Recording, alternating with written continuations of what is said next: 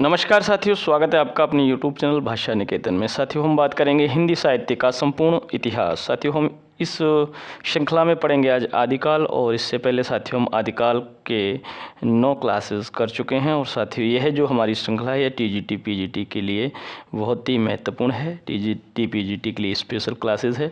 तो चलिए देखते हैं आज का हमारा सेशन। और साथियों, ये इस श्रृंखला का 12वां वीडियो है। तो हमारी क्लास में आज हम पढ़ेंगे आदिकाल, और आदिकाल में पढ़ेंगे लोक साहित्य का भाग 2।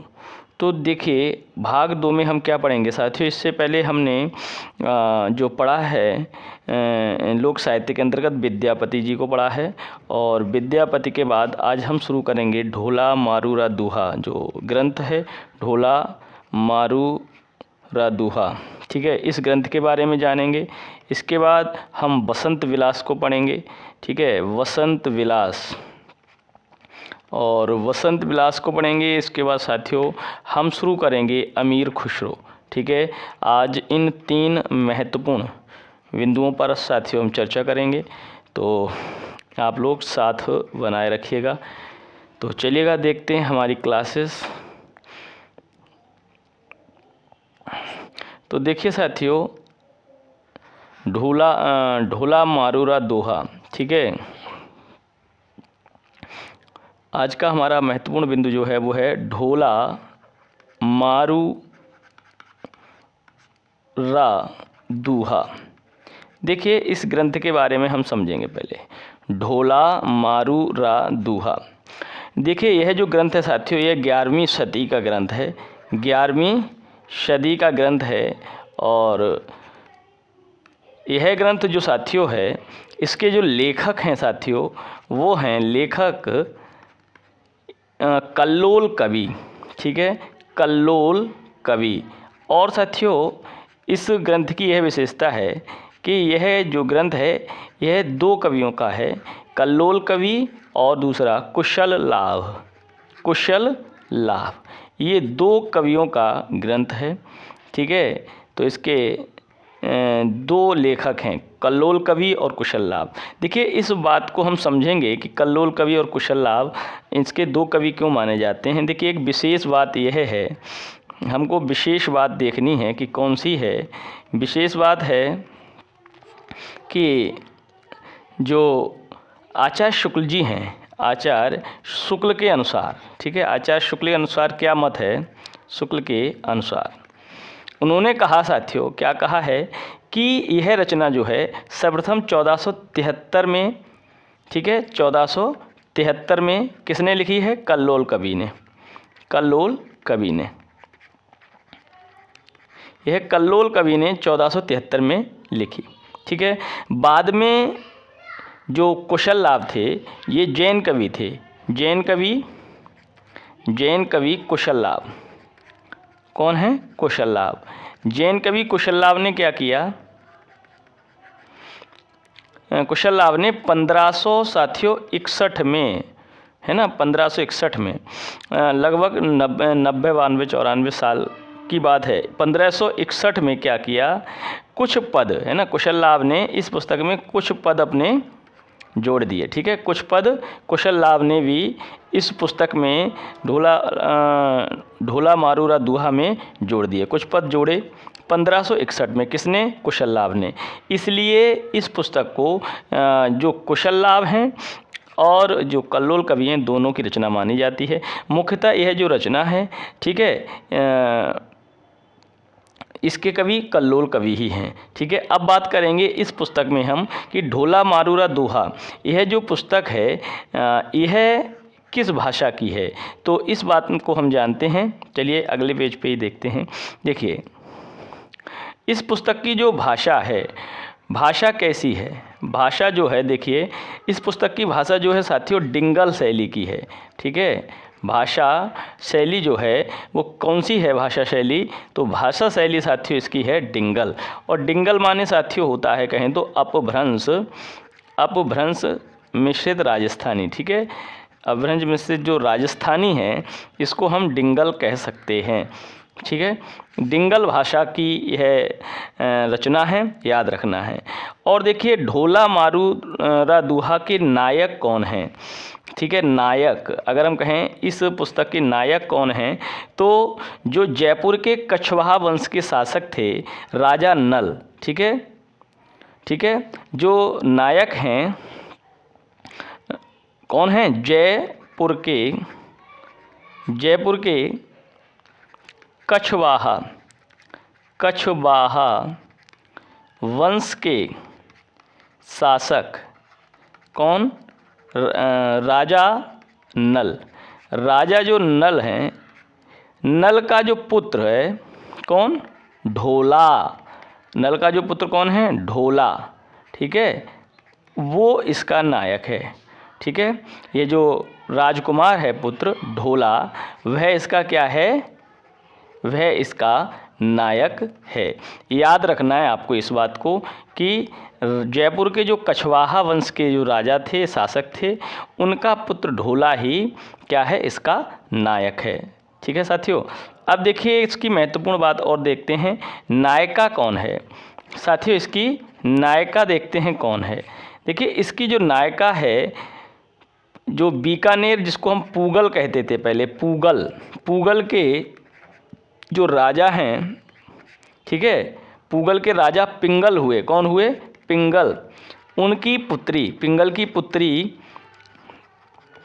ठीक है, कौन, मारवणी। कौन थी, पिंगल की पुत्री कौन थी, मारवणी। तो जो मारवणी थी ये कौन है, राजकुमारी। ठीक है, यह इसकी नायिका है। ढोला मारूरा दूहा की नायक ढोला है और नायिका मारवड़ी है। कौन है, मारवड़ी। ठीक है, राजकुमारी ये है। यह बात आपको याद रखनी है। ठीक है, और सहनायिका कौन है, देखिए सहनायिका भी है इसमें।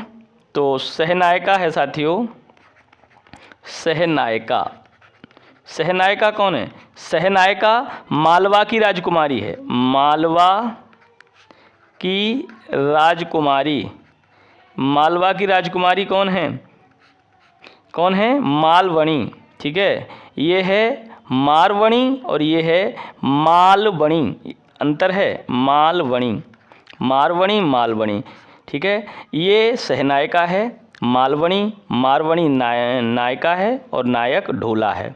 ठीक है, भाषा ढोला मारूरा दुआ की डिंगल है। कौन सी है, डिंगल है। महत्वपूर्ण बातें ये हैं। अब देखिए, चलिए देखते हैं, अगला पेज देते हैं। देखिए अब इसके विशेष बातें, विशेष तथ्य देखते हैं। इस पुस्तक के विशेष तथ्य कौन कौन से हैं। देखिए यह एक लोक प्रचलित प्रेम काव्य है। यह एक लोक प्रचलित क्या है, प्रेम काव्य है। लोक प्रचलित प्रेम काव्य है। और दूसरा बिंदु क्या है, इसका मूल रूप दोहों में मिलता है। देखिए दूहा है, इसलिए इसका मूल रूप किस में मिलता है, इसका मूल रूप दोहों में मिलता है। किस में मिलता है बेटा, दोहों में मिलता है। तो और साथियों इसका अगला महत्वपूर्ण बिंदु है कि हजारी प्रसाद द्विवेदी ने इसके दोहों को हेमचंद और बिहारी के दोहों की बीच की कड़ी माना है। किसने, हजारी प्रसाद द्विवेदी ने क्या किया है, हजारी प्रसाद द्विवेदी ने इसके दोहों को क्या माना है, इसके दोहों को, किसके दोहों के बीच की कड़ी, हेमचंद्र और बिहारी के दोहों की बीच की कड़ी माना है। दोहों के बीच की कड़ी माना है। ठीक है, तो आपको याद रखना है इसकी जो दोहें हैं वो बिहारी और हेमचंद के बीच की कड़ी हैं। इस बात को किसने माना है, तो साथियों इस बात को माना है किसने, आचार्य हजारी प्रसाद द्विवेदी जी ने, याद रखना है। अब देखिए, यह एक लोक प्रचलित कैसा काव्य है? प्रेम काव्य है। तो प्रश्न पूछा जा सकता है कि जो ढोला मारू रदुआ है, यह प्रेम काव्य है, वीर काव्य है, क्या है? इसका मूल रूप दोहों में है और इसको बिहारी और हेमचंद के बीच के दोहों की कड़ी, इसके दोहों को माना है हजारी प्रसाद द्विवेदी ने। तो साथियों, हमने अभी कुछ महत्वपूर्ण बातें की ढोला मारूरा दूहा प्रेम काव्य पर। तो साथियों, अब हम बात जो करेंगे अगले बिंदु पर, वो है हमारा साथियों महत्वपूर्ण बिंदु, वो है वसंत विलास। क्या है साथियों? वसंत विलास। यह भी एक ग्रंथ है, इस ग्रंथ के बारे में हम जानेंगे, वसंत विलास। देखिए, जो वसंत विलास है, यह रचना आपकी अज्ञात है, माने पता ही नहीं है ये किसकी रचना है, अज्ञात रचना है। कौन सी? वसंत विलास। ठीक है, इसके रचनाकार कौन हैं यह पता नहीं है। इसके बारे में विशेष जो तथ्य हैं वो हम सबसे पहले देख लेते हैं। ठीक है, देखिए विशेष तथ्य क्या है इसके। पहला है, देखिए यह सर्वप्रथम 1952 ईस्वी में, यह सर्वप्रथम 1952 ईस्वी में हाजी मोहम्मद स्मारक ग्रंथ में प्रकाशित हुई। किस में प्रकाशित हुई है? हाजी मोहम्मद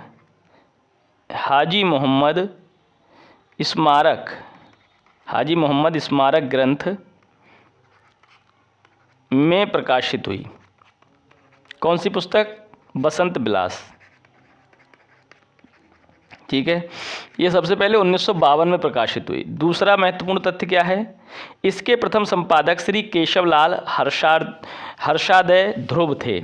इसके संपादक पूछे जा सकते हैं, लेखक नहीं है तो संपादक तो पूछे ही जाएंगे। इसके प्रथम संपादक कौन थे? प्रथम संपादक थे श्री केशवलाल हर्षाद्वय, श्री केशवलाल हर्षादय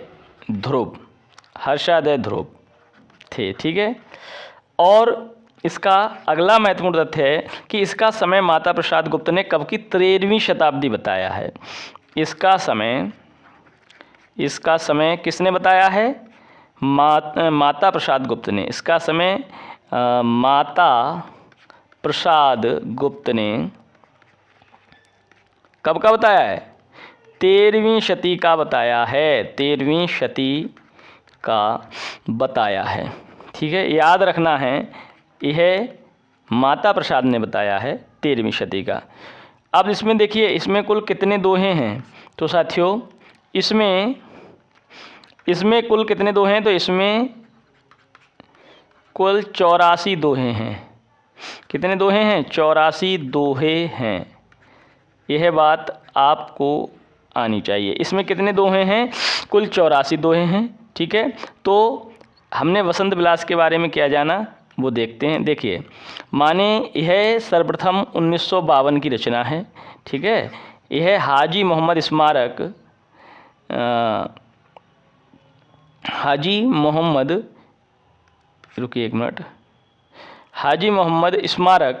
ग्रंथ में प्रकाशित हुई। इसके प्रथम संपादक श्री केशवलाल हर्षाद्वय ध्रुव थे। इसका समय माता प्रसाद गुप्त ने 13वीं शती का माना है। ठीक है, यह बात आपको याद रखना है। और इसमें कुल 84 दोहे हैं। दोहे हैं कितने? 84। चलिए, अब हम साथियों महत्वपूर्ण बिंदु किस पे बात करेंगे? अमीर खुसरो। ठीक है, यह बिंदु बहुत ही महत्वपूर्ण है, अमीर खुसरो। ठीक है, अब देखिए हम अमीर खुसरो के बारे में बात करेंगे। तो पहला बिंदु है महत्वपूर्ण कि इनका जन्म। सबसे पहले हम इनके जन्म की बात करते हैं। तो अमीर खुसरो का जन्म 1253 ईस्वी से, ठीक है, और 1325 ईस्वी तक का समय इनका है, माने जन्म और यह मृत्यु। तो कुल मिला के इनका जन्म मरण यह है कि 1253 से 1325 ईस्वी तक ये जीवित रहे हैं। अब देखिए, यह एक सामान्य बात है, लेकिन शुक्ल के अनुसार इनका जो समय है वो अलग है। शुक्ल के अनुसार देखिए, इनका शुक्ल के अनुसार जो जन्म है वह 1255 से 1255 ईस्वी 1324, ठीक है, 1324 ईस्वी, यह शुक्ल के अनुसार है। अब देखिए इनका जन्म स्थान तो साथियों इनका जन्म स्थान है पटियाली, ठीक है, इनका जन्म स्थान है पटियाली और एटा जिला, ठीक है। देखिए साथियों, एटा जनपद, एक बात आपको बताएं साथियों, हमारा जो मूल निवास है पटियाली तहसील ही है हमारी, ठीक है, तहसील पटियाली हमारी है।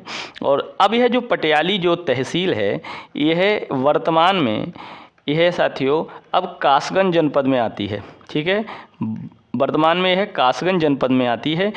यह बहुत पुराने समय से कहें तो लगभग 10-15 साल पहले यह एटा जनपद में, जब कासगंज भी था और कासगंज एक तहसील हुआ करती थी एटा जनपद से, अब कासगंज स्वयं में जनपद है साथियों, ठीक है। तो अब यह तहसील, यह पटियाली जो जगह है अब ये कासगंज जनपद के अंतर्गत आती है और पटियाली हमारी तहसील है, माने हम यहीं के निवासी हैं। तो साथियों, तो जन्म स्थान कहाँ है? पटियाली एटा जनपद में जब यह आता था तो तब से यही अब माना जाता है, ठीक है, यह अब कासगंज में पड़ता है। इसके बाद साथियों हम बात करेंगे कि इनकी मृत्यु जो है, मृत्यु आपको बताए अभी, मृत्यु इनकी 1324 या 25 मानी जाती है, ठीक है, और विक्रमी संवत 1381 अगर हम बात करें तो।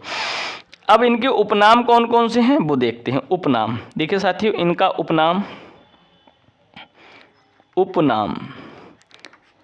ठीक है, उपनाम साथियों इनका तूती ए हिंद, इनका उपनाम एक तो तूती ए हिंद है, ठीक है, और इनका दूसरा उपनाम है तुर्क ए अल्लाह। क्या नाम है? तुर्क ए अल्लाह। इनके ये दो उपनाम हैं, तूती ए हिंद और तुर्क ए अल्लाह। अब देखिए खुसरो की उपाधि क्या है कि 12 वर्ष की आयु में ख्वाजा इजुद्दीन द्वारा दी गई थी। खुसरो, इनको अमीर इनका नाम था, खुसरो की इनको उपाधि प्राप्त हुई। खुसरो की उपाधि किसने दी? खुसरो की उपाधि। तो साथियों इनको खुसरो की उपाधि जो दी थी वो किसने दी थी? वह 12 वर्ष की आयु में दी थी। 12 वर्ष की आयु में किसने? ख्वाजा इजुद्दीन द्वारा दी गई। ख्वाजा इजुद्दीन द्वारा दी गई, ठीक है, याद रखना ये बात, इजुद्दीन द्वारा इनको खुसरो की उपाधि दी गई। इनके गुरु कौन थे साथियों? अगला बिंदु है हमारा महत्वपूर्ण, गुरु। तो साथियों इनके गुरु थे निज़ामुद्दीन औलिया। इनके गुरु निज़ामुद्दीन औलिया थे साथियों, ठीक है, निज़ामुद्दीन औलिया, याद रखना ये इनके गुरु निज़ामुद्दीन औलिया थे। और इनकी प्रमुख रचनाएं कौन कौन सी हैं हम उन पर बात करेंगे। अब प्रमुख रचनाएं, ठीक है, प्रमुख रचनाओं पर बात करेंगे। प्रमुख रचनाएं, ठीक है, देखिए सबसे पहले हम बात करेंगे इनकी जो महत्वपूर्ण रचना थी, प्रथम कौन सी थी? खालिक बारी। कौन सी थी साथियों? खालिक बारी इनकी महत्वपूर्ण रचना थी। और देखिए यह खालिक बारी रचना थी, ठीक है। अगला दूसरी जो रचना है इनकी वो है पहेलियाँ, ठीक है, दूसरी रचना इनकी पहेलियाँ करके। तीसरी है मुकरियाँ और चौथी गज़ल। और अगली रचना है दो सुखने, ठीक है। और इनकी छठी जो रचना है वो है नूह सिपहर, यह रचना है। और इस रचना में क्या है, इसमें भारतीय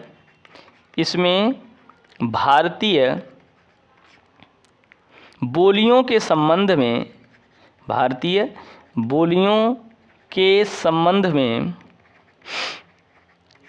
इसमें भारतीय बोलियों के संबंध में विस्तृत वर्णन किया गया है, विस्तृत वर्णन किया गया है।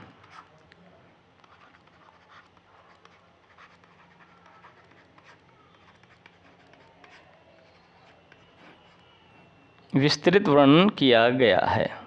ठीक है, यह बात याद रखना है। और खालिक वारी जो पुस्तक है साथियों, इसकी जो गयासुद्दीन तुगलक के बेटे को हिंदवी की शिक्षा देने के लिए इसकी रचना की गई थी। इसकी रचना किसी व्यक्ति को, बेटे को हिंदवी की रचना, हिंदी की शिक्षा देने के लिए गयासुद्दीन तुगलक के बेटे को इसकी रचना की गई है। ठीक है, या लिख सकते हैं हिंदवी सिखाने हेतु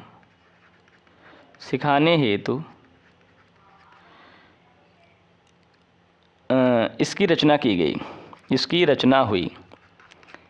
रचना हुई और गयासुद्दीन तुगलक का भी जो बेटा था उसके लिए। ठीक है, अब साथियों अगली जो रचना पे हम बात करेंगे, 7वीं है, वो है नजरान ए हिंद। यह इनकी रचना है। और 8वीं इनकी जो रचना है वो कौन सी है, हालात ए कन्हैया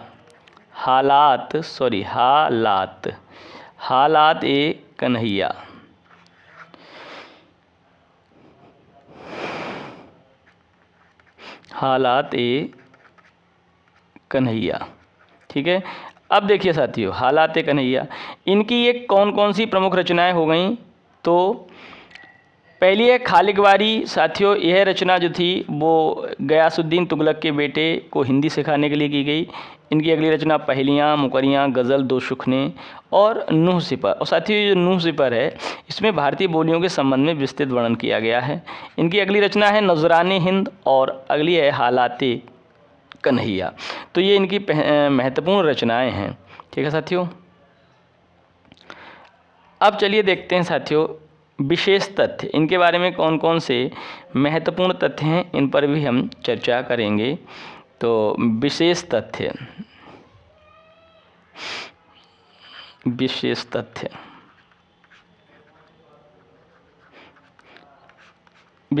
साथियों हम पहला देखेंगे। पहला है हमारा, इन्हें हिंदू मुस्लिम समन्वित संस्कृति का, मुस्लिम समन्वित संस्कृति का, इन्हें हिंदू मुस्लिम समन्वित संस्कृति का प्रथम प्रतिनिधि कवि माना जाता है। प्रथम प्रतिनिधि कवि माना जाता है। यह बात महत्वपूर्ण है, यह बिंदु महत्वपूर्ण है। ठीक है, हिंदू मुस्लिम समन्वित संस्कृति का प्रथम कवि अमीर खुसरो को माना जाता है। ये खड़ी बोली हिंदी के प्रथम कवि माने जाते हैं। ये खड़ी बोली हिंदी के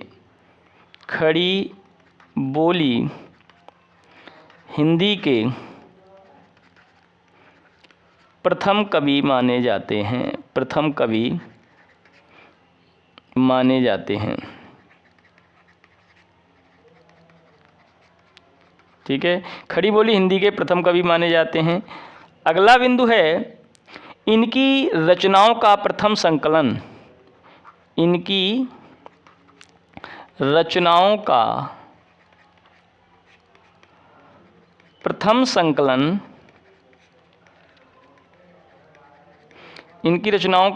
संकलन कहाँ मिलता है, जवाहरे खुसरवी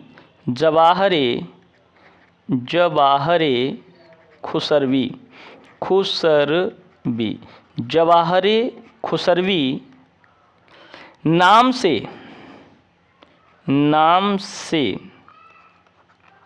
सन 1918 ईस्वी में किसने में मौलाना रशीद अहमद सलाम, मौलाना रशीद अहमद सलाम, मौलाना रशीद अहमद सलाम ने कहाँ से, ने अलीगढ़ से प्रकाशित करवाया था, ने अलीगढ़ से प्रकाशित करवाया था।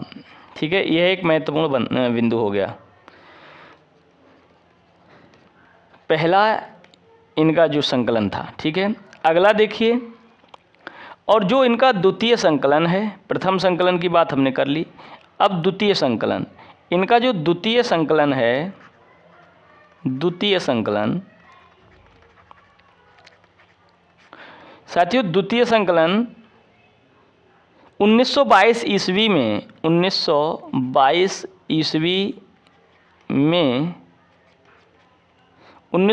ईस्वी में ब्रज रत्न दास ने, किसने, ब्रज रत्न दास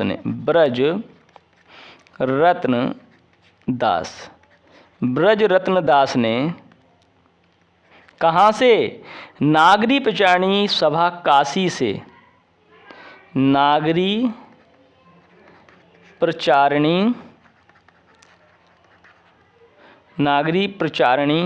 सभा काशी, नागरी प्रचारणी सभा काशी से किस नाम से, खुसरो की पहेलियाँ, किस नाम से, खुसरो की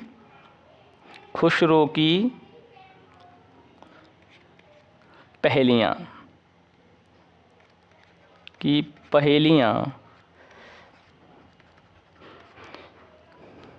खुसरो की पहेलियाँ, सॉरी, खुसरो की पहेलियाँ नहीं है साथियों, क्षमा करें, खुसरो की हिंदी कविता है, खुसरो की हिंदी कविता, खुसरो की हिंदी कविता नाम से प्रकाशित करवाया, नाम से प्रकाशित करवाया। ठीक है, तो ये इनके महत्वपूर्ण बिंदु हैं। क्या, देखिए एक बार हम लोग इस पर फिर चर्चा करते हैं। इन्हें हिंदू मुस्लिम, ठीक है, हिंदू मुस्लिम समन्वित संस्कृति का प्रथम प्रतिनिधि कवि माना जाता है। ये खड़ी बोली हिंदी के प्रथम कवि माने जाते हैं। इनकी रचनाओं का जो प्रथम संकलन था वो जवाहरी खुशरवी नाम से 1918 में मौलाना रशीद अहमद सलाम ने अलीगढ़ से प्रकाशित करवाया। द्वितीय संकलन जो था 1922 ईस्वी में ब्रजरत्न दास ने नागरी प्रचारणी सभा काशी से खुसरो की हिंदी कविता नाम से प्रकाशित करवाया। ठीक है, अब देखिए और अन्य महत्वपूर्ण तथ्य देखते हैं हम। देखिए अगला हमारा जो बिंदु है वो है पांचवा। देखिए इन्हें अवधि का प्रथम कवि माना किसने, राम कुमार वर्मा ने। राम कुमार वर्मा ने इन्हें हिंदी की अवधी भाषा का, ठीक है, इन्हें अवधि का प्रथम कवि माना। कौन सा कवि, प्रथम कवि माना। याद रखना है, अवधि का प्रथम कवि राम कुमार वर्मा ने माना है किसको, अमीर खुसरो साहब को। ठीक है, अब देखिए अगला जो बिंदु है, खुसरो ने अपने गुरु की मृत्यु पर क्या कहा था। देखिए खुसरो ने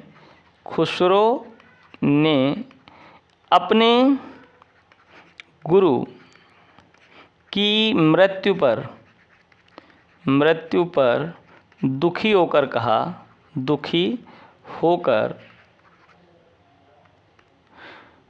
कहा, क्या कहा दुखी होकर, वो देखते हैं। गोरी सोवे सेज पर, गोरी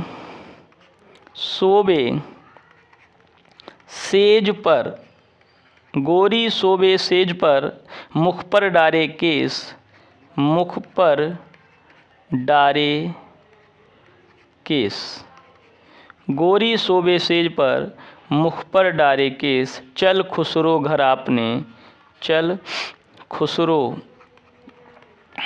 घर आपने, चल खुसरो घर आपने, रैन भई चहुँ देश, रैन भई चहुँ देश। यह दोहा लिखा किसने?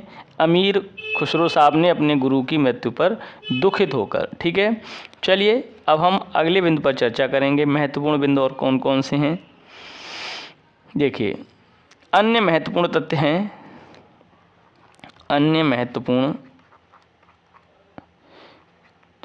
तथ्य देखिए, अन्य महत्वपूर्ण तथ्य हैं हमारे।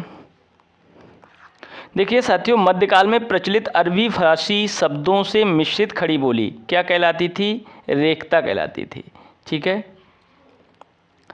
हम अन्य महत्वपूर्ण तथ्य साथियों आदिकाल में पढ़ रहे हैं। ठीक है, और जो हमारी अमीर खुसरो की बात थी यहीं समाप्त हुई है। तो अन्य महत्वपूर्ण तथ्यों में करेंगे बात कि मध्यकाल में प्रचलित जो अरबी फारसी थी, प्रचलित अरबी और कौन सी थी? फारसी। अरबी फारसी शब्दों से मिश्रित खड़ी बोली, शब्दों से मिश्रित खड़ी बोली कविता को रेखता कहते थे। खड़ी बोली कविता को क्या कहते थे? रेखता कहते थे, रेखता। फिर से समझिए इसको। जो मध्यकाल में प्रचलित अरबी फारसी शब्दों से मिश्रित जो खड़ी बोली कविता थी उसको हम क्या कहते थे? रेखता कहते थे। ठीक है, अगला हमारा बिंदु है साथियों कि मध्यकाल में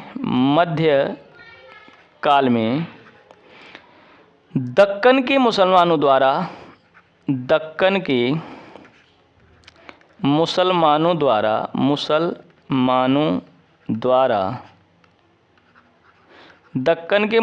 द्वारा फारसी लिपि में लिखी जाने वाली भाषा को, फारसी लिपि में लिखी जाने वाली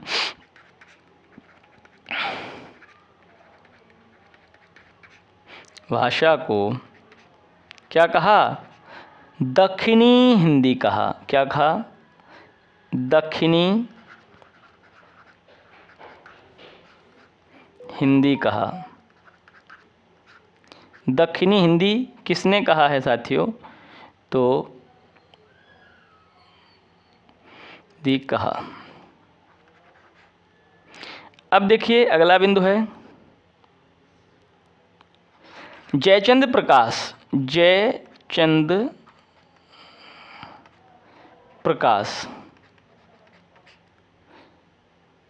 और यह किसकी रचना है?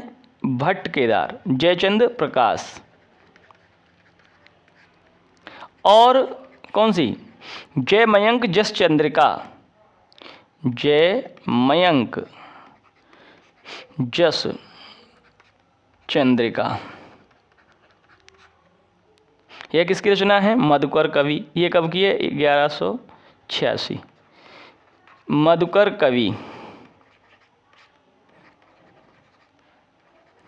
ये रचना मधुकर कवि की भी लौकिक साहित्य में आती हैं। ये भी रचनाएं किसमें आती हैं? जयमयंक जस चंद्रिका और जयचंद प्रकाश और जयमयंक जस चंद्रिका, ये रचनाएं भी लौकिक साहित्य में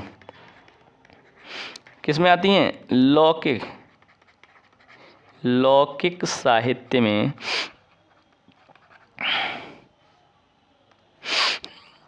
में आती हैं। ठीक है साथियों, अब देखिए शुक्ल के अनुसार एक कथन है, उसको समझिए। शुक्ल के अनुसार क्या कथन है कि शुक्ल के अनुसार जयचंद प्रकाश, शुक्ल के अनुसार जयचंद प्रकाश, शुक्ल के अनुसार जयचंद प्रकाश यह एक महाकाव्य था, यह एक महाकाव्य था जिसमें महाराजा जयचंद के प्रताप, जिसमें महाराजा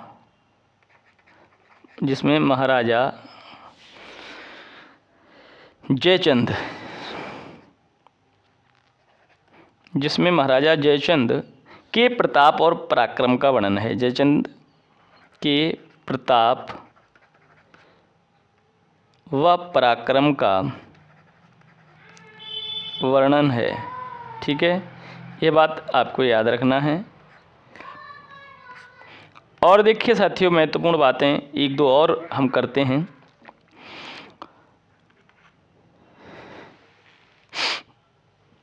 देखिए, इन जो रचनाएं हैं जयचंद प्रकाश और जयमंग जसचंद्र का, इन दोनों रचनाओं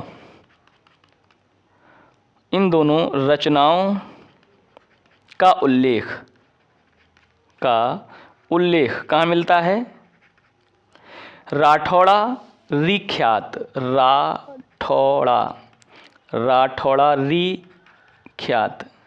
राठौड़ा रीख्यात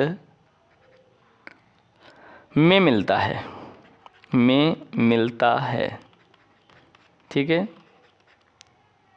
लेकिन यह अब तक उपलब्ध नहीं है।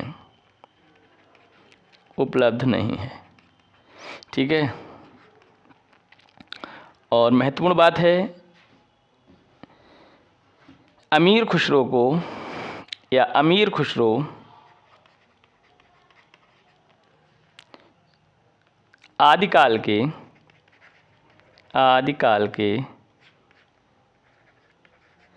अंतिम प्रमुख कवि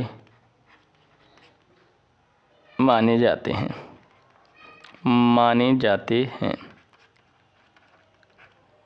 ठीक है, याद रखना है। तो साथियों, आज हमने लोक साहित्य को यहाँ समाप्त किया, और साथियों हम अगला जो सेशन लेके आएंगे उसमें हम बात करेंगे, किस पर चर्चा करेंगे? आदिकाल के प्रमुख गद्य साहित्य पर, आदिकाल का प्रमुख गद्य साहित्य, इस पर हम चर्चा करेंगे। ठीक है, गद्य साहित्य,